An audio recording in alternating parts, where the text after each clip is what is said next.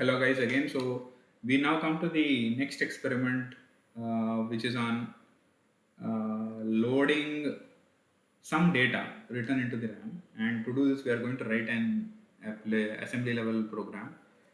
So our work again is split into two different parts. Let's look, understand the logic that you really have to use when you are loading data into the RAM, and how to implement this logic into R. Let's understand this. So we really don't have much of what we can call as an algorithm, because most of this work is simply just moving data into the RAM.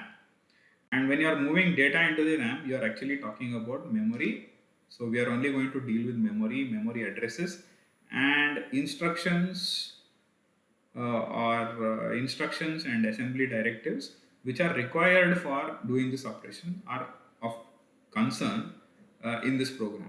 So more than the logic, it is these directives and instructions that we are going to focus on. And I'm to not make things very complicated, I am directly going to go into the program and show you how it is done, so that you can try more things on your own. Now here is what is the code that we are going to use. So we are going to use this piece of code where we have introduced two new terminologies. So the first part of your code remains the same. You are going to create a program area, uh, create an entry point for the program area, export the name of this program area as move data RAM, and within that we are going to create a variable called as data, and that data variable we are going to load with some value. So this is the value which we are loading into the data variable. So here we are using an assembly directive which is called as dcd.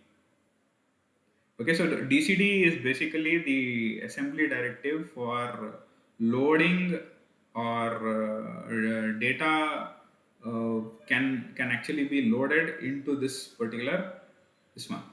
Now dcd is simply equivalent to nothing but the equal to operator, the regular equal to operator. So what we are saying here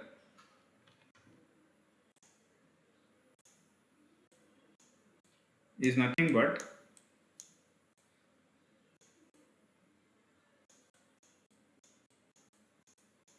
data is equal to 458 whatever that number. So we are simply saying that this number is loaded in is equal to this data. So this is an assembly program. So this is the easiest way of writing that equal to operator. Now, after that, we are going to start our program segment. So in the program segment, we are going to load the value that is there in this location. So we are actually initializing one memory location with a name called as data, and into that memory location, we are putting this value. So that value is going to be loaded into R0. Then also, we are going to initialize one more memory location, and that memory location we are going to add the value 0. We are going to create one memory location and we are going to add the value 0 into that. So this memory location is initialized to 0, and when we add this equal to operator, the equal to operator is basically saying that you have to use the address, load the address of the location which I am calling here as RAM block. Remember this. When I put the equal to operator here, it simply means it is going to return the address to this. So it is like a pointer that we use in the C program. So when you add the star is going to tell that you are talking about the address of this variable, not the value that is stored in the variable, but more importantly the address of the variable. So the same difference exists here also. In this case, we are talking directly about the value, but here you are talking about the address. So the address is actually stored into R1. So now we are going to move the value from R0 into the address which is pointed by R1. So to tell that you are talking about the address pointed by R1, you have to enclose them within square brackets. So enclosing your variable within square brackets simply means that you are not talking about the variable itself, but about the address that is pointed to by that variable. So this entire thing is actually done in only these three instructions. But for doing that, we have to remember to initialize the variables that we want to use. So the first variable we initialize is data DCD. Second one is your RAM block DCD. Okay, and we have to create a separate area for the RAM. So that is why this portion is written separately. So this is a separate piece of code that is written in a separate place, which we are calling as our RAM. So a separate piece of memory which we are calling as RAM. Uh, this was written for code, and this one we are writing for data. So into this, here in this area, we are initializing a location and clearing that location with this instruction. So this instruction is actually clearing this location. Okay. So quickly, let me summarize. I understand this is something very new. So let me quickly summarize what we have just now done.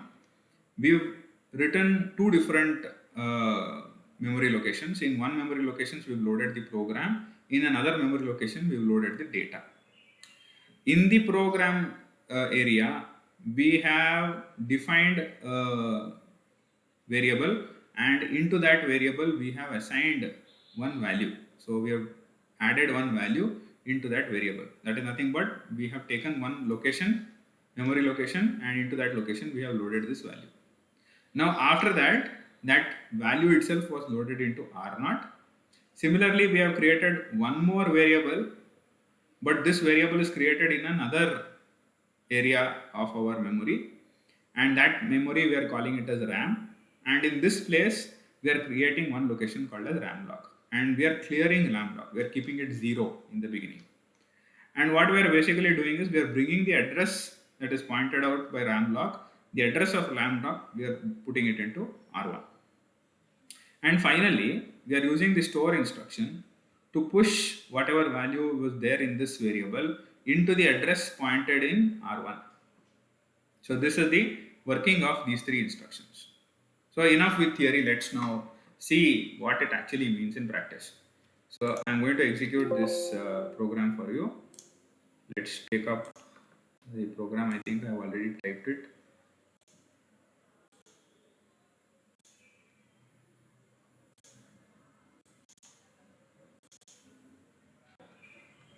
Yeah. So we have the regular C program, the main program again, okay, where we are going to call our external function, and that external function is what we have written in the program segment of this memory. So this entire segment is separate. It is the program segment. This entire thing is another segment which we are calling as the RAM segment. In the program segment, we have loaded this value into a location which we are going to call as data throughout this program. And we have one more location which we are calling as RAM lock, where we have loaded the value 0. Okay, so let's see what really is going on here. Let me compile this. Okay, we are good to go. Let's put it into debug mode. Okay, so let's see what really happens till here. Okay, I will show you them one by one. Okay, so initially there is some value loaded here. You can see that R0, R1, R2, all three of them have some value. R3 is something else. Let's execute and see what happens now. So now initially R0 got the value, some hexadecimal value got loaded into R0, right?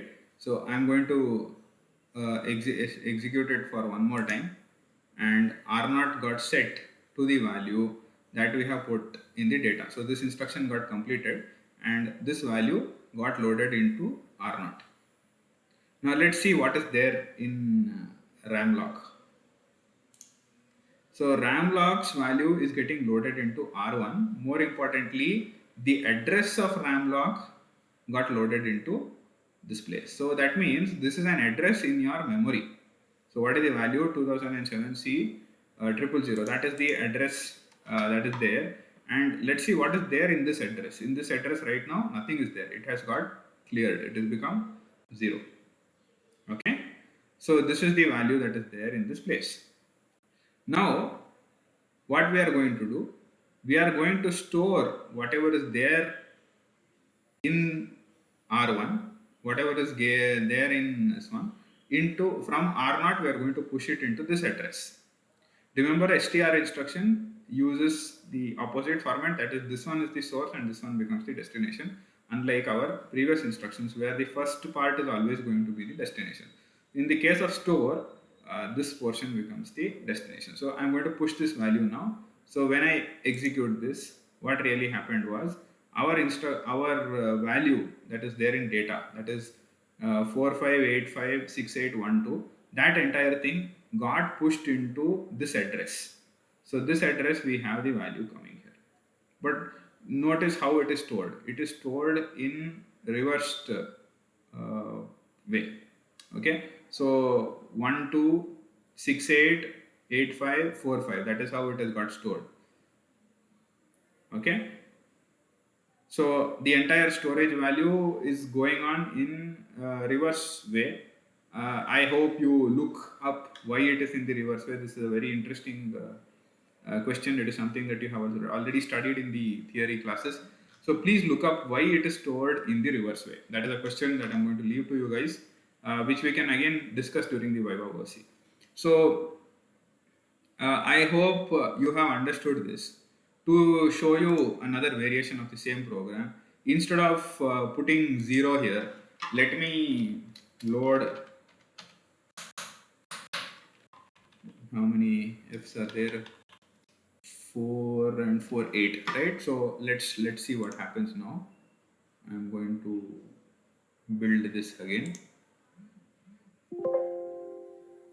Okay, so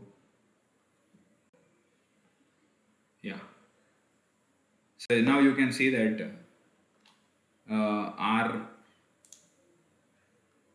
R1's value is starting from some other address, 2007 C00 C068 is the memory location that you are looking at. Okay, so this is the memory location that you are looking at. Okay, so now when I ask it to start running the program, you can see that initially it is 0. Now I ask it to run the program. Okay, so initially data value is supposed to get loaded. It got loaded. Okay, now RAM block, we have to ask it to load.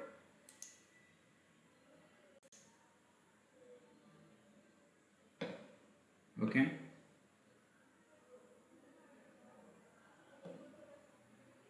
okay, now the value here has changed to 2007 00. So again when 00 only the value has come. Okay, so let's reset it and let's run it again. Okay, this one got loaded. 2007 C00 is loaded with FFFFFF. Okay, right?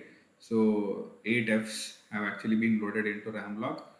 Now on execution of store instruction, that will be loaded with the value that was there in data. I hope things are much clearer here. So this program, we are entirely only using two different instructions, that is your LDR, that is load register, and your store register instructions. And we are using these assembly directives of area DCD, both of which I think you should become familiar with. If you are not comfortable, you should become familiar with them in this program. So on that note, and finally, I think I gave you one more interesting question, that the values when they are getting stored in reverse order. So why are they getting stored in reverse order? So this is something that you have to explore, and giving you a quick preview of this, I hope you can carry forward things here. So on that note, I am going to wind up this session. See you guys then.